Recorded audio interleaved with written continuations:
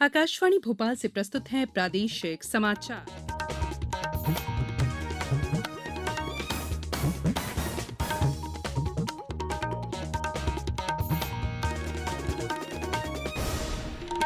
नमस्कार, समाचारों के साथ मैं संयुक्ता बैनर्जी।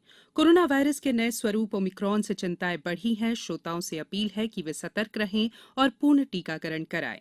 15 से 18 वर्ष के किशोरों और अन्य लोगों के टीकाकरण में भी मदद करें। सुरक्षित रहने के लिए इन 3 उपायों का पालन करें। मास्क लगाएं, 2 गज की सुरक्षित दूरी बनाए रखें, हाथ और चेहरा साफ रखें।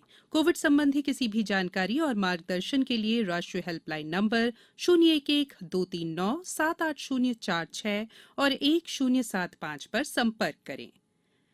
अब इस बुलेटिन के मुख्य समाचार। भारतीय शास्त्रीय नृत्य शैलियों पर केंद्रित 48वां खजुराहो नृत्य महोत्सव आज से शुरू। देश विदेश के नामी कलाकार देंगे प्रस्तुतियां। प्रधानमंत्री नरेंद्र मोदी कल शिक्षा और कौशल पर वेबिनार के पूर्ण सत्र को संबोधित करेंगे। अमेरिका कोविड से बचाव के लिए भारत की कोवैक्सीन को मान्यता देने के लिए उसका मूल्यांकन करेगा। और उज्जैन स्थित महाकालेश्वर मंदिर में कल से मनाया जाएगा शिव नवरात्रि महोत्सव। अब समाचार विस्तार से। 48वां खजुराहो नृत्य महोत्सव आज से शुरू हो गया है। राज्यपाल मंगू भाई पटेल इस महोत्सव का उद्घाटन कर रहे हैं। भारतीय शास्त्रीय नृत्य शैलियों की प्रस्तुति का ये लोकप्रिय कार्यक्रम 1 सप्ताह तक चलेगा। समारोह में देश और दुनिया के जाने माने कलाकार प्रस्तुति देंगे। समारोह के दौरान भारतीय नृत्य शैलियों, कला और यात्रा संबंधी प्रदर्शनियों को भी प्रस्तुत किया जाएगा। आयोजन के दौरान वर्ष 2019-20 और 2020-21 के लिए प्रख्यात नर्तकों को राष्ट्रीय कालिदास पुरस्कार प्रदान किया जाएगा। वहीं महोत्सव के दौरान मध्य प्रदेश राज्य रूपांकर कला पुरस्कार भी प्रदान किए जाएंगे। पूजा पी वर्धन, आकाशवाणी समाचार, भोपाल। आकाशवाणी का दिल्ली केंद्र आज इस पर एक विशेष कार्यक्रम भारतीय संस्कृति के रंग खजुराहो नृत्य महोत्सव के संग प्रस्तुत करेगा। इसे रात 7:40 पर एफएम गोल्ड और अतिरिक्त मीटरों पर सुना जा सकता है। ये कार्यक्रम हमारी वेबसाइट newsonair.gov.in और YouTube channel news on AIR official पर भी उपलब्ध रहेगा। प्रधानमंत्री नरेंद्र मोदी कल शिक्षा और कौशल पर वेबिनार के पूर्ण सत्र को संबोधित करेंगे। शिक्षा मंत्रालय केंद्रीय बजट 2022 की घोषणाएं लागू करने के बारे में इस विचार मंथन वेबिनार का आयोजन कर रहा है। इसका उद्देश्य लोगों, निजी क्षेत्र, शिक्षा और उद्योग क्षेत्र के विशेषज्ञों के साथ विचार मंथन करना और विभिन्न क्षेत्रों से संबंधित मुद्दों के कार्यान्वयन की दिशा में आगे बढ़ने के लिए कार्यनीतियों पर विचार करना है।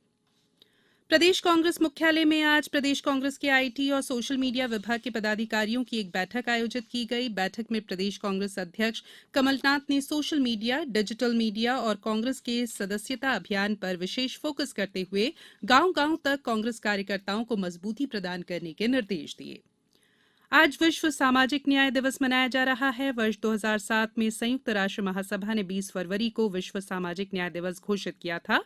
इस वर्ष का विषय है औपचारिक रोजगार के माध्यम से सामाजिक न्याय प्राप्त करना। मुख्यमंत्री शिवराज सिंह चौहान ने विश्व सामाजिक न्याय दिवस पर प्रदेशवासियों को शुभकामनाएं देते हुए एक ट्वीट में कहा कि मानवीय मूल्यों की रक्षा और असमानता के अभिशाप को मिटाना हमारा उद्देश्य है। कोविड-19 से बचाव और सुरक्षित रहने के 3 उपाय। मास्क लगाएं, 2 गज दूरी है जरूरी, सुरक्षित दूरी रखें, हाथ और मुंह साफ रखें। ब्रेक के बाद बुलेटिन में एक बार फिर आप सभी का स्वागत है। अमेरिका कोविड से बचाव के लिए भारत बायोटेक कंपनी की कोवैक्सीन को मान्यता देने के लिए उसका मूल्यांकन करेगा। कंपनी के अनुसार अमेरिकी खाद्य और औषधि प्रशासन ने कोवैक्सीन के परीक्षण पर लगी रोक हटा ली है।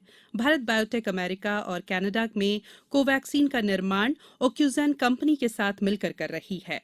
भारत बायोटेक ने देश में कोवैक्सीन का विकास भारतीय आयुर्विज्ञान अनुसंधान परिषद के राष्ट्रीय विषाणु विज्ञान संस्थान के साथ मिलकर किया है। ये वैक्सीन मृत वायरस से बना है जो शरीर पर बिना कोई दुष्प्रभाव डाले प्रतिरोधक क्षमता को मजबूत करता है। सीहोर जिले के सभी विकासखंडों में रोजगार और स्वरोजगार मेले आयोजित किए जा रहे हैं। जिले में 18 महाविद्यालयों, पॉलिटेक्निक और आईटीआई संस्थानों में रोजगार मेले आयोजित किए जा रहे हैं।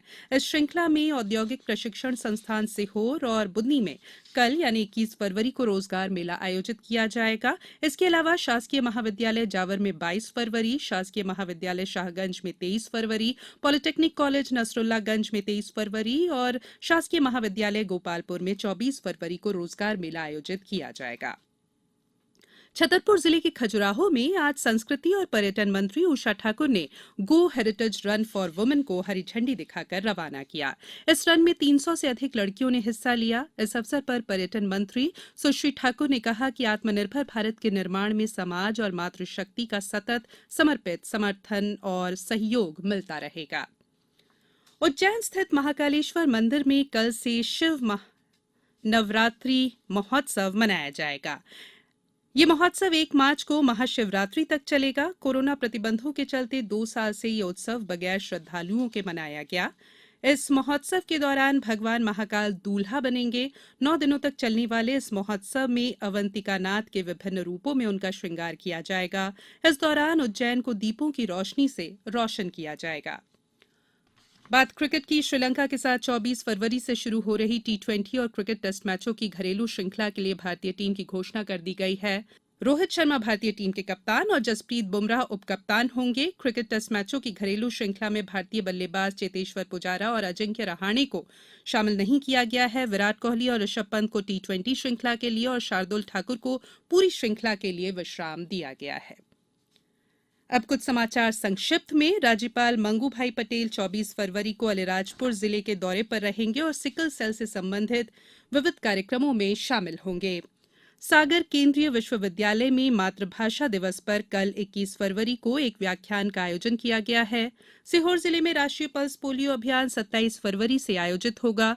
शिवपुरी जिले में स्वास्थ्य विभाग द्वारा विकासखंड स्तर पर विशेष शिविरों का आयोजन 22 फरवरी से किया जाएगा। खंडवा के श्री नीलकंठेश्वर शासकीय स्नातकोत्तर महाविद्यालय में राष्ट्रीय सेवा योजना के स्वयंसेवकों ने महाविद्यालय परिसर में श्रमदान कर स्वच्छता अभियान चलाया। अशोकनगर जिले में आज कोई भी कोरोना संक्रमित मरीज नहीं मिला है। वहीं आज 10 मरीज स्वस्थ होकर अपने घर भी लौटे हैं। देवास में गार्डन एसोसिएशन द्वारा 2 दिवसीय पुष्प प्रदर्शनी का आयोजन किया जा रहा है। यहां विभिन्न प्रकार के पौधे और बीज भी लोगों को उपलब्ध कराए जा रहे हैं। और भारत ने 2023 में अंतर्राष्ट्रीय ओलंपिक समिति के सत्र की मेजबानी हासिल कर ली है। इससे पहले 1983 में नई दिल्ली में ये बैठक हुई थी। प्रधानमंत्री नरेंद्र मोदी ने 2023 में अंतर्राष्ट्रीय ओलंपिक समिति सत्र की मेजबानी के लिए भारत के चुने जाने पर प्रसन्नता व्यक्त की है। अंत में बुलेटिन के मुख्य समाचार एक बार फिर। भारतीय शास्त्रीय नृत्य शैलियों पर केंद्रित 48वां खजुराहो नृत्य महोत्सव आज से शुरू। प्रधानमंत्री नरेंद्र मोदी कल शिक्षा और कौशल पर वेबिनार के पूर्ण सत्र को संबोधित करेंगे। अमेरिका कोविड से बचाव के लिए भारत की कोवैक्सीन को मान्यता देने के लिए उसका मूल्यांकन करेगा। और उज्जैन स्थित महाकालेश्वर मंदिर में कल से मनाया जाएगा शिव नवरात्रि महोत्सव। बुलेटिन में फिलहाल इतना ही। अंत में अपील, मास्क और 2 गज की दूरी, हाथ धोना भी है जरूरी। नमस्कार।